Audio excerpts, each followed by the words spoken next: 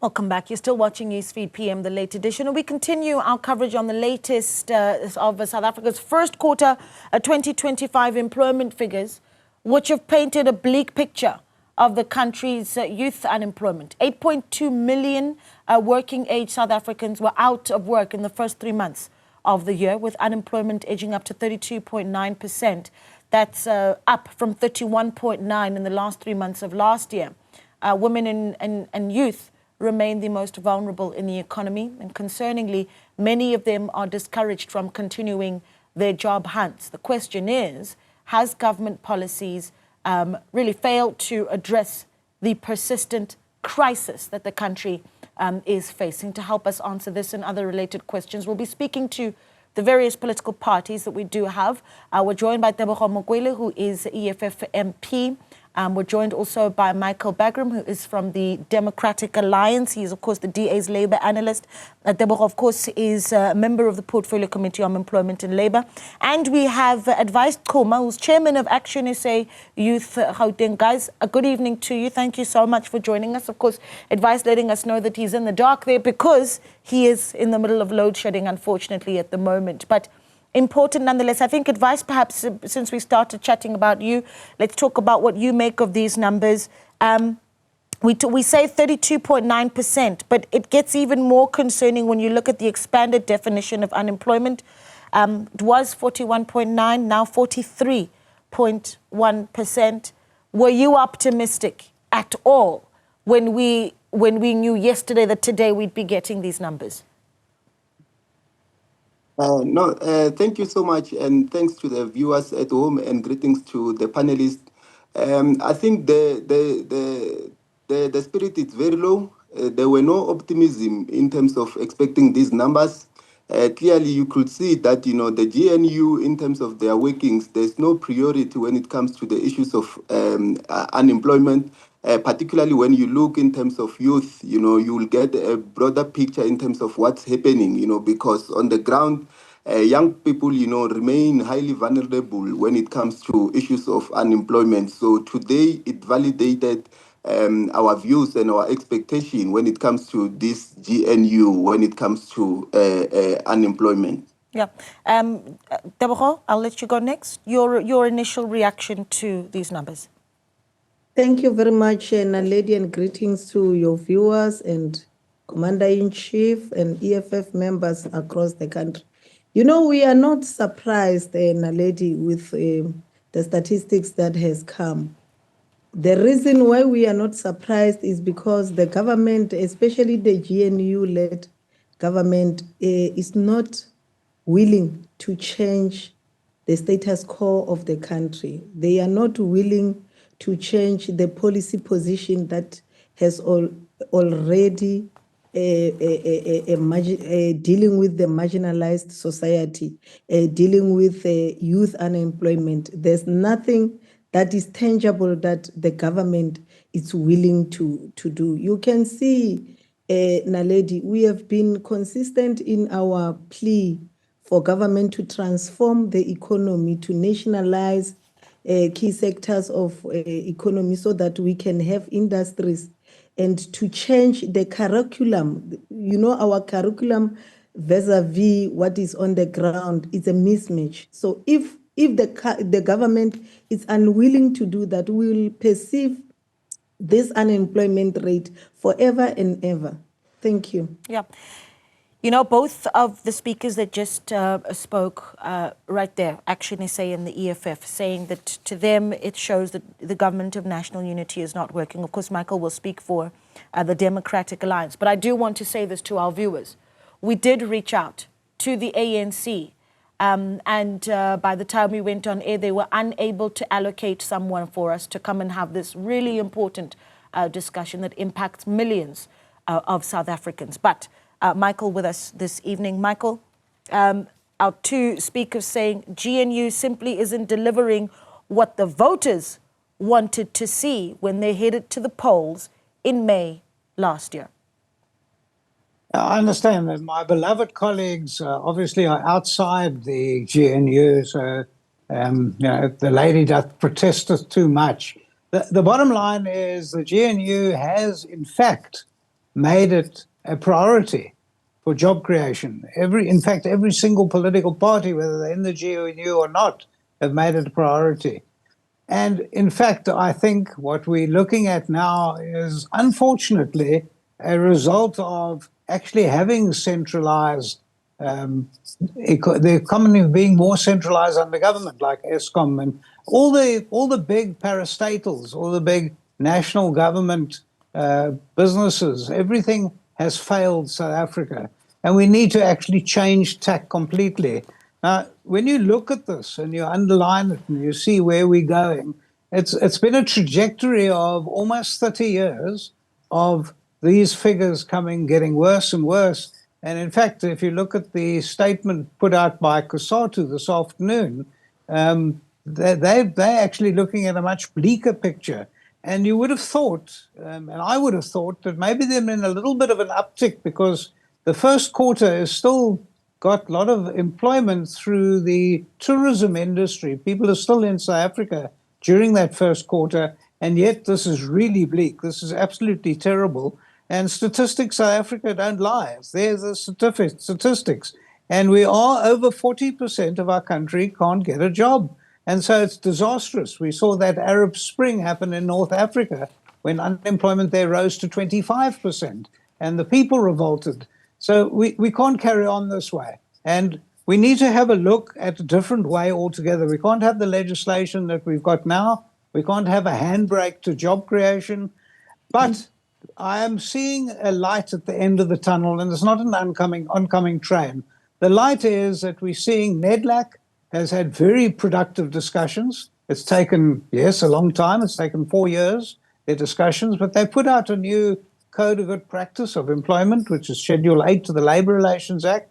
I'm hoping that would free up at least 2 million extra jobs. I know I'm a labour lawyer. I've been practicing labour law for 40 years now, and I'm actually starting to see the greener pastures.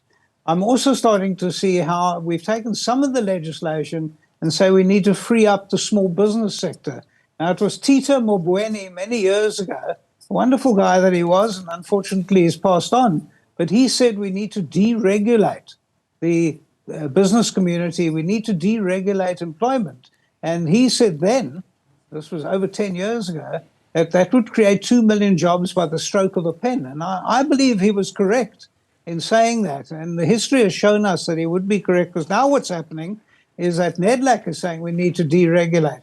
Even the current Minister of Employment and Labour, who doesn't enjoy deregulation, has made a proposal of deregulating businesses under 50 employees, because we know, and economists the world over are telling us that it's the small business community that is going to create jobs in the future. Big business, unfortunately for us, but not unfortunately for them, has had growth, but jobless growth. In other words, they're mechanizing, computerizing, they're outsourcing. So that's jobless growth. We need to look at the small business sector, and we need to deregulate as much as we can in South Africa. We can't wait. We can't wait another 30 years for this. I want you, Michael, if you will, in just a few moments, to actually expand on deregulation, because I'm keen to hear what the EFF in Action would say about what you put on the table. We've got, of course, the Democratic Alliance heading to the courts to challenge the Employment Equity Act, wanting to see the doing away of quotas when, you know, the argument of inequality is still very much a heavy one in the country. But we'll do that in a moment. We're taking calls, 010-594-6010. What does it feel like, or certainly how have you dealt with unemployment in your own life, and what do we need to do as a country to get these numbers to change? Alfred is calling in from Ekurhuleni. Alfred, good evening to you. Hi, good evening, Naledi. How are you, my sister? Well, thank you so much for calling. Talk to us, Alfred. You know, Naledi, this issue of... Hello? Yes, Alfred, I'm listening. Go ahead. Yeah, this issue of the raising of unemployment, I think, is clearly the failure of the government. The government is disappointing the South Africans. For a typical example, that is my opinion. The government must bracket the job that must be reserved for the South African people. For example, you are a plumber. You are a South African plumber. You get a guy from Zimbabwe. He's charging the job that you are charging 3,000, he's charging 500 rand. Obviously, you're going to lose the customers, you're going to lose the opportunity to open more jobs for South Africans.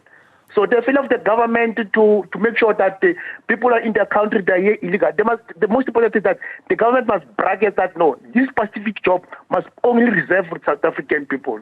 You go to any retail of this restaurant in the country, 75% of those people that work in the restaurant are not South African. So where must South African work?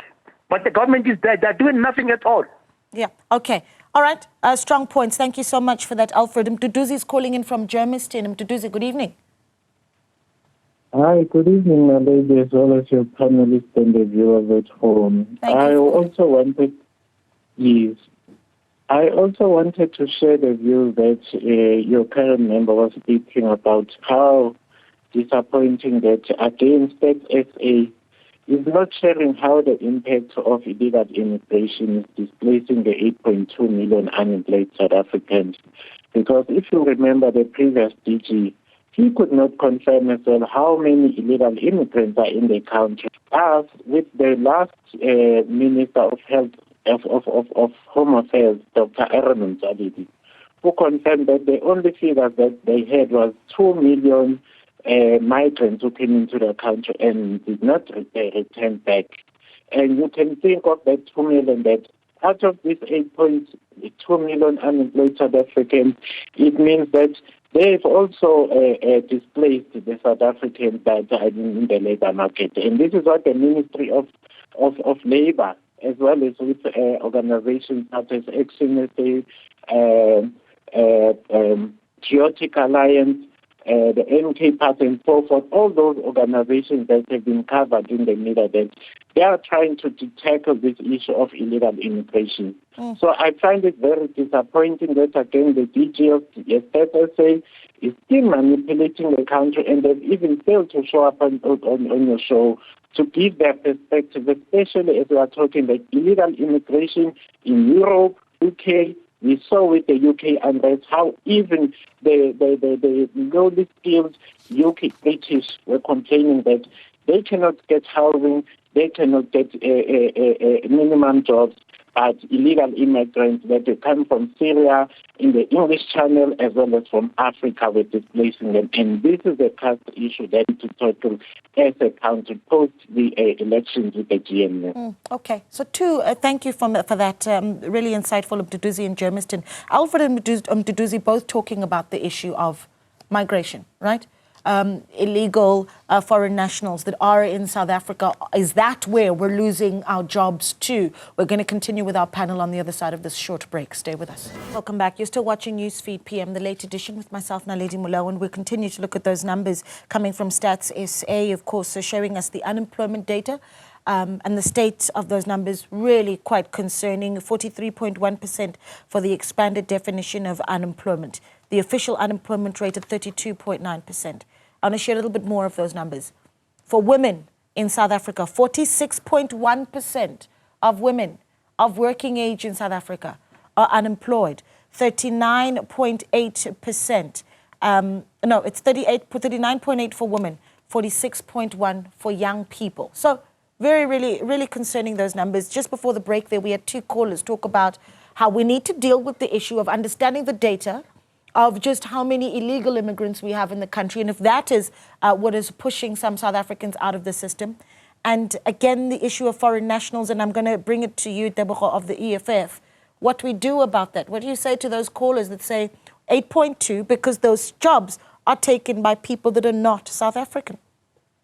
Thank you very much, Naledi. Again, you know, we must not put a blame on the undocumented foreign nationals.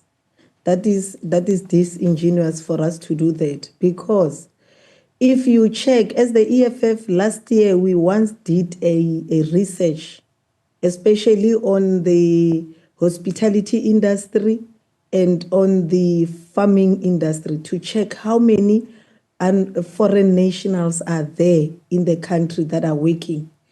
Our report came only to 6.2% undocumented foreign nationals. So it's not true. The fact of the matter, Naledi, is that the government, to show that they don't have a plan, even on dealing with foreign nationals in the country. As the EFF, we have been reiterating this matter that let us register everybody who is in the country. Let us make sure, let us know these people. We cannot blame someone that we don't see. Let us know who are they, and let us push for them to be properly registered and properly monitored by the systems of government. That's number one. Number two, we cannot blame people that are coming to our country when we don't have a system. Like our borders, all of us, we know that our borders are porous. All of us, we know that South Africa, we don't have borders. So if you say a person is coming into your country illegally, what is it that you are doing as a government to make sure that those people are not coming in their numbers?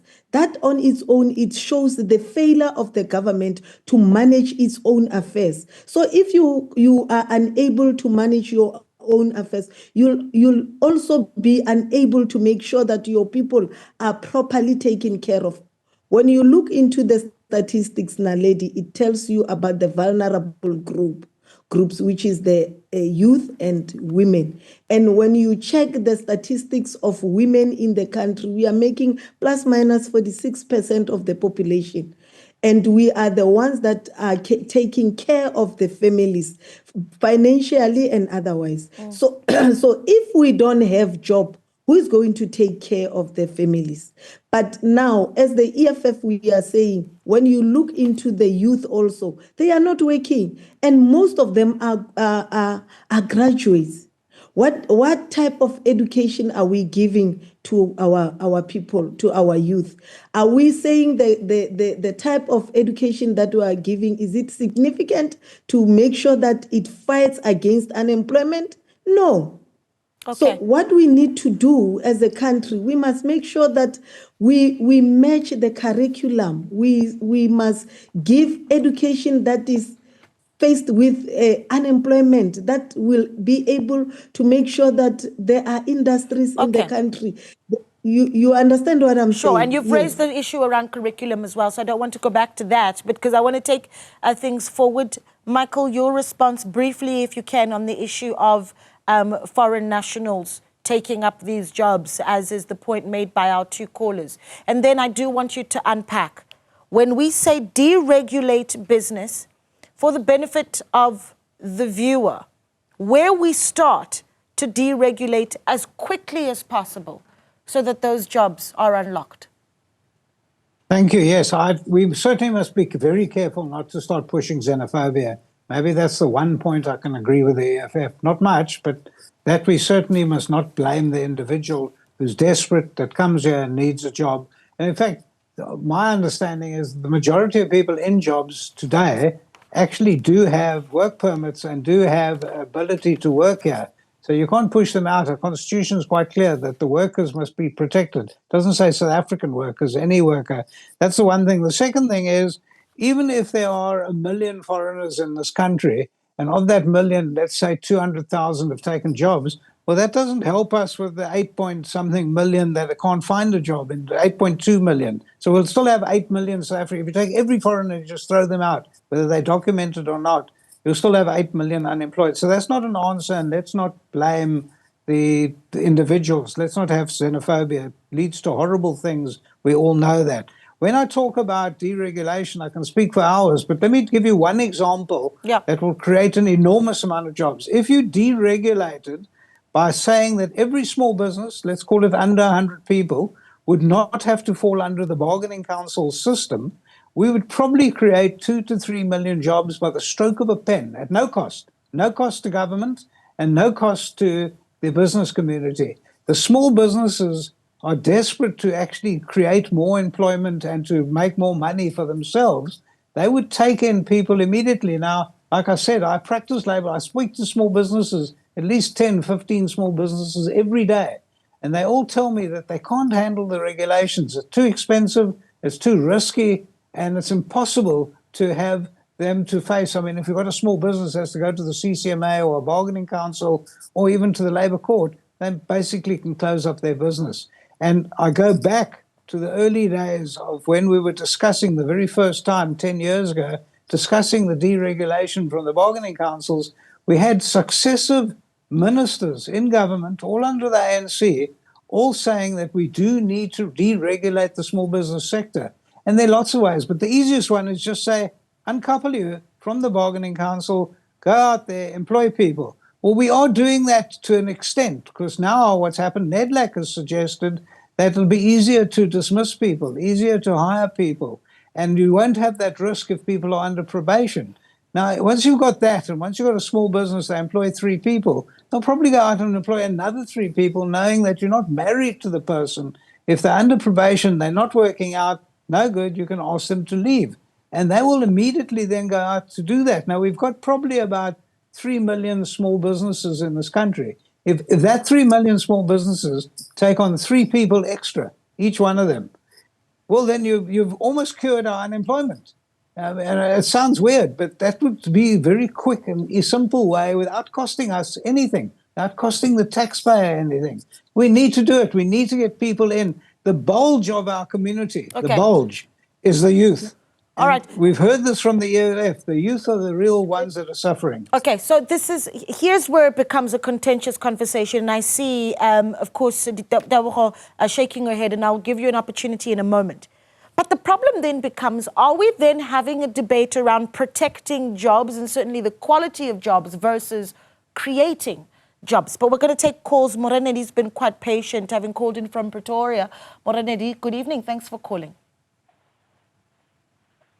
Hello, how are you? I'm well, sir. Talk to us. We're listening. All right. Look, man, I'm not happy with this thing at all from our government.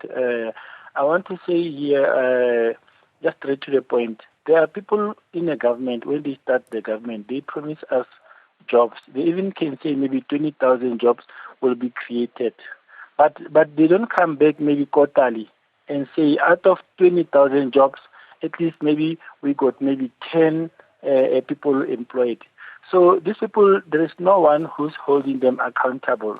And there's no one with a whip or who can beat them. They don't care. Even if community can march around South Africa and we march against unemployment, they don't care. Nothing is happening at all. Nobody is doing anything about it. So another thing is this one. The government departments doesn't fill the post. I know I'm working for the government. When people has left, I know where I am now, around maybe 10 people has left, but there's it is not filled. And it's not only where I am working. So there's so many things that are happening. So in our towns, we can see it is very, very, very dirty. So the municipalities, they don't also care. You know, in the olden days, I don't even like to mention about that, but there used to be people who sit next to the road with the yellow overalls who are working for public works. They will be concentrating on fixing the road. So now our roads are like this with holes and everything, as if there's no job opportunity or they cannot create those jobs. Yeah, okay. So now we are sitting in the towns with the grass and everything, like the job cannot be created. Yeah, but the work is there. Must be taken to the parliament. Yeah, that's a very strong point, Morenedi. Thank you so much. Saying the work that needs to be done is there, but his view is that in the public sector, when someone is removed from a post, that post never is filled. And I wanted to look at the numbers of just what jobs we lost. So in the first quarter of this year, we lost 245,000 jobs. That's just in the formal sector. 245,000 jobs in the first quarter of this year. Let's see a few WhatsApps that have come in from our viewers. The number, of course, 072-110-5584. Nandi says, good evening. We should keep it real. There are jobs in South Africa, just not for us South Africans. Foreigners are thriving in the job sector, getting employment left and right. The democracy fought for us, didn't benefit us. Why open borders for the outsiders? Our country was and is still mourning the apartheid era. We shouldn't have left foreigners in for maybe 30 to 40 years after our freedom. Okay. our policies are to blame. Let our policies put us South Africans first. Mnandi, thank you so much for sending in that text.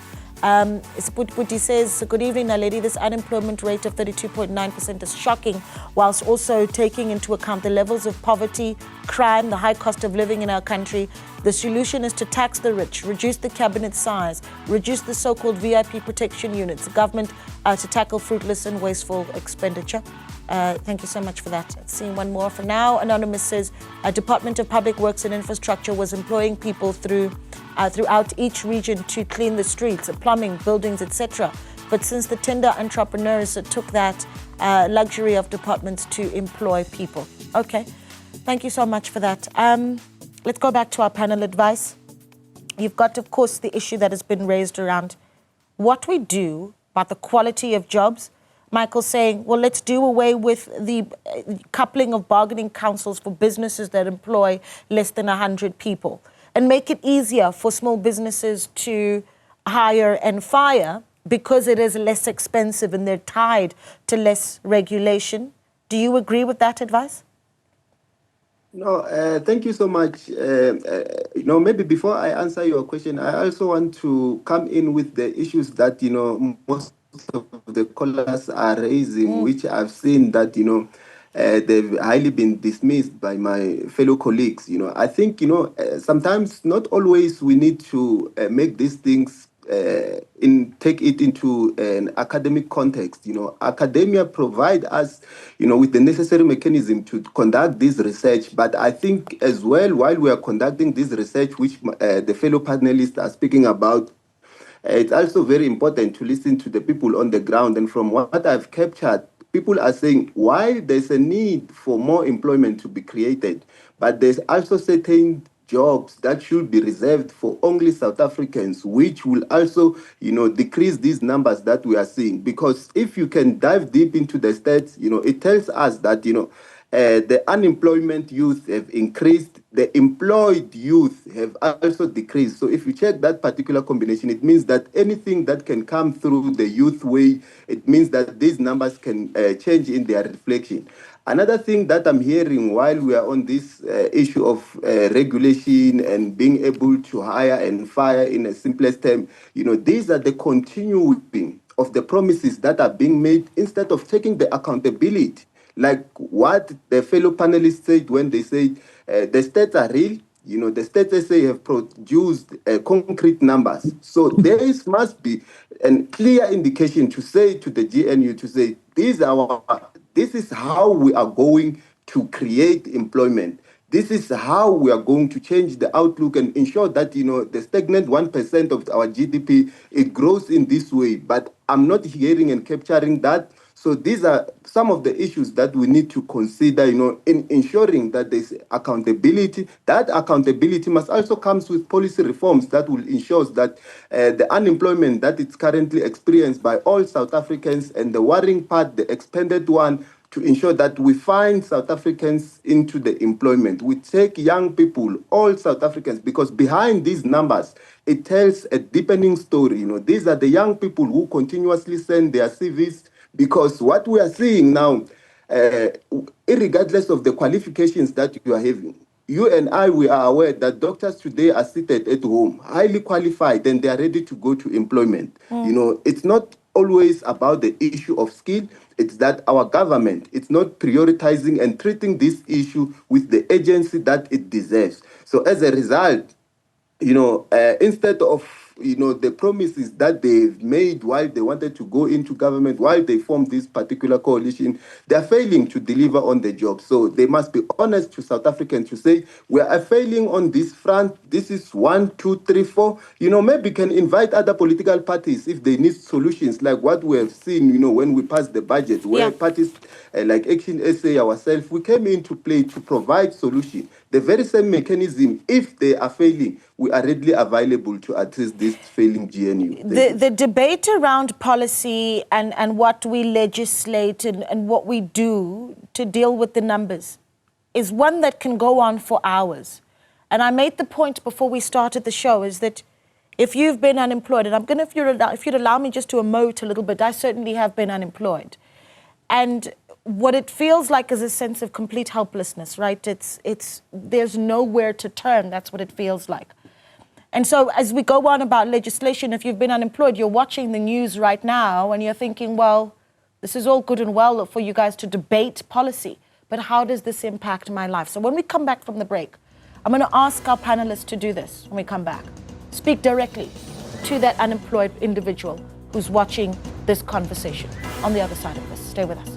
Welcome back. Well, we continue to react to Stats SA, of course, giving us the unemployment numbers today, and they really look incredibly concerning. 32.9%, the official unemployment rate. The expanded definition of employment, including those who have given up on looking for work, is now at 43.1%. Let's take calls. Vusi is calling, and I think you're in Pretoria. Vusi, good evening. Yes, ma'am, how are you? I'm well, sir. Talk to us. We're listening. Okay, yes, I'm in Witbank then. Okay. Yeah, yes. I just wanted to comment on this issue Sure. of unemployment. I am hearing the panel as they're explaining and stuff. But at the current moment as we're sitting, I'm asking myself, why is the government allowing all the mines, the firms, we just saw in Delmas currently, they are liquidating another chicken farm or something. Why can't they just invest money on those plants? We are sitting with the high-fed plant here in Witbank, has been shut down, plus minus 3,000 guys of people have lost their jobs.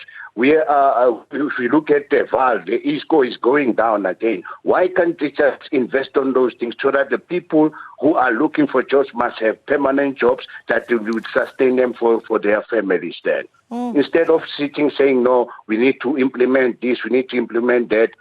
I mean, they all know what is happening around the country. Why can't they work on those loopholes just to create jobs which are permanent to make people to have provision for their family? Yeah.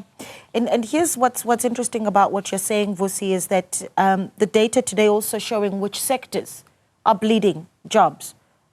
Trade, construction sectors, not able to hold on to jobs. And perhaps that's where the focus, as you say, really should be. Let's take a look at maybe two WhatsApps that have come in from our viewers. Temba from Kempton Park says, good evening, a lady. Once you're above 35 years in this country, you are being excluded from lots of government employment programs, while our leaders in parliament are over 70 years. So those are other contributing factors to the high rate of unemployment. I do want to say this before we get back to the other WhatsApps, is that the point you make about the numbers once you get above 35, important. But in this country, those younger than 35 years and have graduated from university, 24% of them cannot find work. That's also a very large number. Let's take a look at one more WhatsApp from our viewers. Geb says, this government must stop making people beggars in their country with this grand thing. More factories must be built so that there can be more job opportunities, must also focus on skills development. That's what the real government will do. Closing thoughts from our panelists. And I really want us to do this. Understand that this is not just data. For 8.2 million South Africans, it is a lived reality. So, Michael, if you were to speak directly to 27-year-old Jabu, who has been looking for work and is almost given up, what do you say to him? Naledi? Quite simple. I'll give you a moment. Jabu, Let me get to Michael. I'll give you a chance, Debachos. Apologies. and I will speak to Jabu. Jabu wants to get a job. He hasn't had a job for many years, and he wants to get a job. He hasn't got any CV because he hasn't had the opportunity to get the CV done. I say to Jabu, it's not a decent job he wants. He wants a job. He wants to put his foot into the economy. He has to get going. He would have a job if we deregulated, if we didn't have all the regulations, and there are literally thousands of regulations on every single job. When I was a young man myself, I was able to get a job by going down to the local Spur at the age of 16 and said, take me in, please, let me be a waiter, let me be a person that takes off the table. And they said, we don't have a job. I said, I'll do it for any salary. Just take me in. Once you've seen me working, you will then want to give me a higher salary. And yes, I worked for 6 months at nothing, almost nothing. And then I proved to be that I was a people's person. I could do it. So Jabu, don't lose hope. I think we need to deregulate. I think the government is already looking at that. The GNU has to move around that, taking that corner, and they're looking at it. And we're seeing those green shoots coming out. We're in a good country. We have a great constitution. Jabu, you will find a job, and you must keep pushing. Yeah. Tebogo, go ahead. Thank you very much, Naledi. You know, Michael is speaking at the point of privilege. That is why he's pushing the issue of deregulation. Once we deregulate job, people that are going to lose job are black people. That's a fact. And he knows very well. And people that are going to be exploited are us, black people. So there's no way that we can agree to regulate if we don't have a sustainable economic policy that will address the issue of unemployment. We cannot be speaking about regulation if we don't have the land, and the government is shying away to take the responsibility of creating jobs. The government is the only institution that can assist. Okay, Tebogo, I need to step in just in the interest of time. I'm going to give you 30 seconds to that message directly to an unemployed youth watching this, and we can go with Jabu, whoever you want. Yeah. Youth of South Africa have hope in EFF. Make sure that you put EFF in government so that the EFF will be able to nationalize key sectors of economy. EFF will be able to make sure that we don't export raw materials. We are industrializing so that you can have jobs. All right, I'm going to leave it there. Tebogo, thank you so much because, okay, your point is heard. I need to move on, Tebogo. Apologies. Advice? A little time, you know. Okay, I know. Apologies. We don't have a lot. Advice, and I want you to speak directly to the young person, because once you say, let's play politics, you're not dealing with their immediate reality. Help me here. Advice? Michael, so much time to explain himself, but you don't give us time to explain our policy position. And unfortunately, I can't control how much time we have, because we've also had to allow our speakers, for our viewers, the opportunity to share their views. I do apologize for that, Tebogo. Advice, go ahead. All right. No, thank you so much, Naledi. Myself, as a young person, I've been there. I just want to encourage all my fellow young people to say they must never lose hope. As Action SA, we are readily available. We are saying that there must be a policy reforms, and treated this issue with the urgency that it deserves. And they must never shy away to hold this failing GNU to account, either on ballots or going it to various sectors that they can need an assistance. But I also want to say that, as Action SA, we've been vocal and saying it, because if you look now as young person, you are seated at home with your degree, you have no experience, but you have 4 years of academic years. Now when you are applying, you are being told that you don't have experience. So Action SA is saying, as young people, the government must, part and parcel of the solution, must introduce a voluntary national year service where young South Africans, upon turning 18, they are given an opportunity to volunteer so that at least they can gain the experience that now they are being discriminated when they are sending their applications. All right. But we want to say that hope, it's what you must never lose. Continue and hold the government in account and ensure that you look in terms of what Action SA is doing when it's in government. You saw our President, Amen Mashaba, and what's currently happening in Tswana. So give us an opportunity to govern. Campaigning has not yet started for next year's elections, but we're going to leave it there. Thank you so much for speaking to us. Advice Kuma, the chairman of Action SA Youth Gauteng. Michael Bergum, who is the DA Labour analyst, and Tebogo Mokwele, who is EFF MP and also a member of the Portfolio Committee on Employment and Labour. A tough conversation. We take a short break. We do have your top stories on the other side.